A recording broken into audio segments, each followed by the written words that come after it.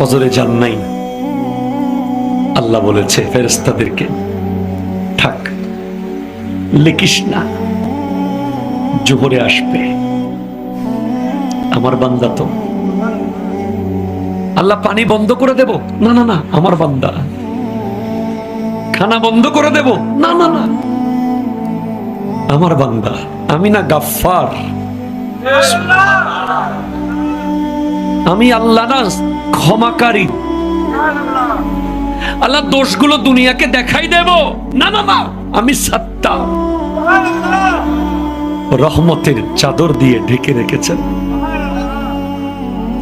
আপনি জান নাই? আপনাকে হাইয়া আলা সালাহ বলার পর আবার হাইয়া আলাল ফালাহ বলেছেন। হাইয়া আলা সালাহ বললে হতো, ফালাহ কেন বললো? আরে তোর লাভের জন্য আয়।